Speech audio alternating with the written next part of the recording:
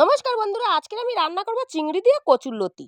বটি দিয়ে কচুরলতিগুলো খুব ভালো করে ছাড়িয়ে কেটে নেব। কচুরলতিটা এখানে আমার কাটা হয়ে গেছে। এবারে আমি চিংড়িগুলো খুব ভালো করে ধুয়ে কেটে নেব। উনানে কড়া বসিয়ে জল দিয়ে কচুরলতিগুলো সেদ্ধ করে নেব। একটা ঝুড়ির মধ্যে ঢেলে নেব। কড়াটা পরিষ্কার করে নিয়েছি, দিয়ে দেব সর্ষের তেল। তেল গরম হয়ে গেলে কেটে রাখা চিংড়িগুলো দিয়ে দেব। দিয়ে দেব হলুদ গুঁড়ো, নুন দিয়ে চিংড়িগুলো খুব ভালো করে ভেজে তুলে নেব। চিংড়িগুলো ভাজা হয়ে গেলে আবারও দিয়ে দেব সর্ষের তেল, শুকনো লঙ্কা, কালো জিরে ফোড়নে। ফোড়নটা একটু ভাজা হয়ে গেলে দিয়ে দেব আদা রসুন বাটা।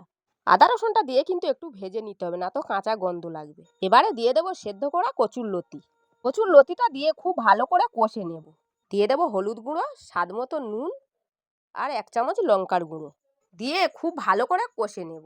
এবারে দিয়ে দেব বেটে রাখা সর্ষে বাটা। সর্ষে বাটাটা দিয়ে খুব ভালো করে কষে নেব। এবারে দিয়ে দেব ভেজে রাখা চিংড়িটা দিয়ে খুব ভালো করে তরকারিটা কষে নেব। কষা হয়ে গেলে 5 মিনিট আমি ঢাকা দিয়ে রেখে দেব। ঢাকাটা খুলে একটু তরকারিটা নেড়ে নেব। এবারে দিয়ে দেব 1 চামচ চিনি। চিনিটা আপনারা দিতে পারেন, নাও দিতে পারেন। আমি এখানে 1 চামচ চিনি দিলাম। একটু নেড়ে নামিয়ে নেব। নামিয়ে নিলেই রেডি চিংড়ি দিয়ে কচুরলতি।